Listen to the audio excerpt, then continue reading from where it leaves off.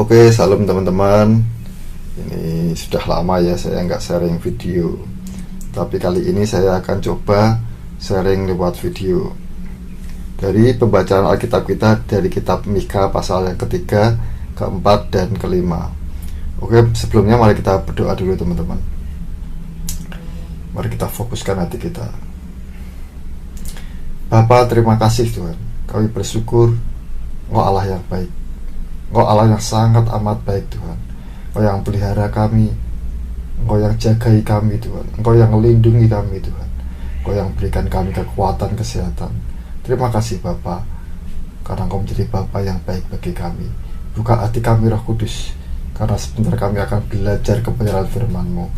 Biar Engkau yang bicara Tuhan, Engkau yang ajari setiap kami Tuhan, supaya kami mengerti kehendak-Mu dan kami dapat berjalan dalam kehendak-Mu Tuhan. Terima kasih Bapa. Demi nama Tuhan Yesus kami sudah berdoa dan kami mengucap syukur. Haleluya, puji Tuhan, amin. Oke, kita baca dari kitab Mika pasal yang keempat ayat yang ke-12. Tetapi mereka itu tidak mengetahui rancangan Tuhan.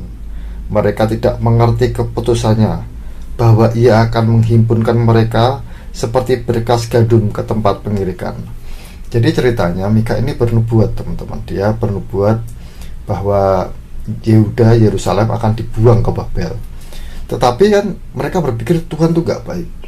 Kenapa aku diberi masalah? Kenapa aku diberi sakit COVID? Mungkin saat ini kita berpikirnya seperti itu ya teman-teman. Tetapi dikatakan di sini memang mereka tidak mengetahui rancangan Tuhan. Mereka tidak mengerti keputusannya, bahwa Ia akan menghimpunkan. Nah, poinnya di sini bahwa Tuhan akan menghimpunkan mereka seperti berkas gandum ke tempat pengirikan. Ya, coba perhatikan. Kalau bangsa Israel tidak pernah menderita dibuang ke Babel, kira-kira ada nggak Tuhan kemudian bisa melakukan sesuatu yang ajaib, membuat Raja Kores untuk membawa bangsa Israel kembali ke Yerusalem? Tidak mungkin kan? Kalau gini, kalau kita nggak kena COVID, kita tahu nggak mujizat kesembuhan itu ada? Ya sayangnya saya sedih teman-teman, karena saya kenal dua orang. Sebenarnya bukan hanya dua orang ya, tapi puji Tuhan lah, yang satu keluarganya masih ngomong, Pak tolong Pak, ini saya ada WA-nya, di WA aja. Jadi ada orang kena COVID. Kalau orang kena COVID kan dia memang mungkin kesulitan untuk komunikasi sendiri. Jadi keluarganya yang komunikasi, minta tolong orang atau minta plasma darah atau apapun juga. Biasanya orang yang punya itu atau orang yang beruang, ini bukan susu beruang loh ya. Ini orang yang beruang, dia akan cari plasma darah. Dia berkata ini usaha kok, gak apa-apa, baik kok. Seperti yang saya katakan, ya usaha itu baik. Kita bisa ngirim upeti ke Raja Mesir untuk menolong kita, atau kita mau minta pertolongan Tuhan. Sama saja, ketika kita mengirim upeti, mereka mungkin menolong dan menyelamatkan juga. Tetapi ya itulah, sikap hati kita mungkin bisa salah di hadapan Tuhan. Sama-sama kehilangan uang. Ya kalau kita sama Tuhan sebenarnya nggak kehilangan sih. Ya cuman dalam ketaatan kita seringkali ada korban. Nah, orang berpikir aku cari yang pasti saja. Nah, oleh karena itu ketika ada dua teman saya nih, saya kenal orangnya, orang baik. Ya, mungkin saudaranya atau mungkin temannya posting, saya cari plasma darah, urgent ya. Terus saya ngomong, mau nggak saya doakan? Tapi kalau bisa saya WA langsung sama Pak A yang sakit ini. Tapi nggak direspon. Ya sudah. Ya, mungkin memang kehendak Tuhan baik. Jadi sebenarnya kalau saya melihat keadaan saat ini, orang yang tidak meninggal karena COVID didoakan sembuh, baik, kemuliaan Tuhan dinyatakan. Ya, kalau memang maksudnya tidak dengan tanpa apa-apa loh, dia mungkin percaya Tuhan sembuhkan, kemudian dia imani dan Tuhan sembuhkan, itu baik. Tapi kalau misalnya memang orang itu nggak bisa, kemudian akhirnya dipanggil pulang Tuhan, baik apa enggak? Menurut saya juga baik, karena lebih baik pulang lah ya. Kalau saudara punya iman yang kuat, kalau saya ya pulang saja, tidak usah sibuk-sibuk berusaha untuk tetap hidup, toh kita semua tetap harus pulang. Tadi saya waktu pujian penyembahan sendiri, ku tak membawa apapun juga saat ku datang ke dunia, ku tinggal semua pada akhirnya saat ku kembali ke surga. Suatu hari kita harus kembali ke Tuhan, dan semua yang ada kita tinggalkan. Buat apa kita mengejar semuanya, menyimpan semuanya, sampai kita nggak mau peduli dengan Tuhan, toh akhirnya kita tinggalkan. Kita datang nggak bawa apa-apa, kita pulang nggak bawa apa. Tetapi dalam perjalanan hidup kita, apakah kita menyimpan harta di surga, atau kita hanya mengejar hawa nafsu pribadi kita? Nah, oke, kita lanjutkan. Dikatakan ketika bangsa Israel dibuang, Tuhan menunjukkan kuasanya dan membawa mereka kembali. Ketika kita mungkin diizinkan Tuhan sakit, mungkin diizinkan Tuhan punya masalah, maka di situ Tuhan akan tunjukkan kuasanya dalam hidup kita. Nah, kalau hidup kita lurus-lurus saja, lempeng-lempeng saja, ya bagaimana Tuhan bisa menunjukkan kuasanya? Mujizat kesembuhan itu terjadi pada orang yang sehat, enggak ya? Pada orang yang sakit. Jadi orang itu harus sakit dulu untuk terima mujizat Tuhan, untuk Tuhan menunjukkan kuasanya, kuasa kesembuhan. Begitu juga ketika kita mungkin ada masalah, Tuhan menunjukkan kuasanya untuk menolong dengan ajaib. Pertolongan Tuhan ajaib ya.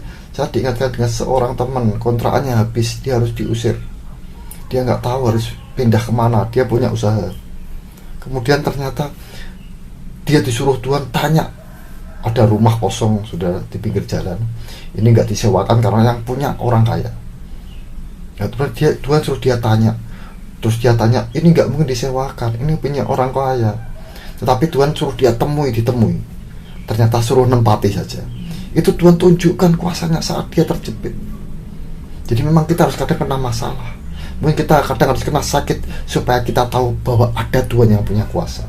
Nah, dalam keadaan seperti itu jangan salah bertindak, jangan salah merespon. Sikap hati kita dilihat Tuhan. Ini tahun pengujian, tahun penyaringan ya, tahun pemurnian ya. Orang yang gak murni hatinya bahaya. Oke, saya akan lanjutkan di bagian yang kedua, yaitu Mika pasal yang kelima ayat yang pertama. Coba ya baca ya, Mika pasal yang kelima ayat yang pertama. Tetapi engkau, hei Betlehem Efrata, hei yang terkecil di antara kaum-kaum Yehuda, daripadamu akan bangkit bagiku seorang yang akan memerintah Israel, yang permulaannya sudah sejak purbakala, sejak dahulu kala. Ya, ini kemudian diartikan ketika Tuhan Yesus datang ya. Sebenarnya menarik juga sih. Ya, Tuhan Yesus itu datang di Bethlehem, tapi gak ada satupun orang Bethlehem yang peduli. Padahal nubuatnya sudah ada, tetapi nggak ada. Sampai Tuhan Yesus lahir di kandang domba. Saat ini untuk mencari orang yang peduli untuk kedatangan Tuhan yang kedua sulit. Orang tuh cenderungnya cinta pada dirinya sendiri. Aku nih harus gini, aku pekerjaanku harus begitu, aku harus ini harus begitu. Untuk punya waktu, ayo kita kumpul 1 jam doa. Ini nggak mudah. Ayo kita visitasi, kita cari jiwa, kita doakan orang yang sakit, kita apa. Sekarang sulit. Orang cenderung ke dirinya sendiri ya, seperti kedatangan Tuhan yang pertama, orang gak ada yang peduli. Padahal waktu itu di Bethlehem ada sensus penduduk, banyak orang kembali ke sana, tetapi sampai dikatakan penginapan itu penuh. Coba bayangkan, berarti banyak orang kan, tapi gak ada satupun yang peduli dengan kedatangan Tuhan. Hari ini juga. Tetapi saya berdoa, teman-teman yang di sini, coba tanya Tuhan, doa Tuhan, apa yang harus aku lakukan? Aku dukung apa Tuhan dalam visimu ini? Kalau perlu, kalau saudara nggak bisa tanya Tuhan, saudara digerakkan ke orang, tanya, Pak, Bu, gereja kita harus melangkah apa ini? Saya dukung, misalnya gitu. Kemarin saya ngomong sama teman saya pendeta, Pak, bagaimana kalau Bapak buat doa di gereja? kita doakan orang-orang yang sedang terhimpit, kita sedang sakit dan lain-lain, nanti saya dukung. Ya gitu bisa. Kita bisa lakukan hal seperti itu saat ini. Ya. Jangan jadi orang yang apatis. Kita harus peduli saat ini yang dicari Tuhan, orang yang mau berperang, bukan saatnya diam. Ya, oke, kita lanjutkan hal yang ketiga, yang terakhir. Mika pasal 5 ayat yang ke-14. Aku akan membalas dendam dengan murka dan kehangatan amarah kepada bangsa-bangsa yang tidak mau mendengarkan. Coba, dikatakan tidak mau mendengarkan, akan dihukum. Jadi bukan orang yang belum mendengar, bukan, tetapi orang yang sudah diberi nasihat, sudah diberi petunjuk, tapi tidak mau mendengarkan, maka akan dihukum. Mungkin saat ini saya yakin banyak orang-orang yang dipakai Tuhan untuk kita mau melakukan sesuatu, untuk mendengarkan firman Tuhan. Masalahnya kita mau melakukan atau kita tidak mau mendengarkan, tidak peduli, apatis, maka akan dihukum. Saya percaya orang yang tertinggal itu orang-orang yang tidak mau mendengarkan, mereka akan dihukum. Hari-hari ini banyak orang bicara tentang bahwa kedatangan Tuhan sudah sangat dekat.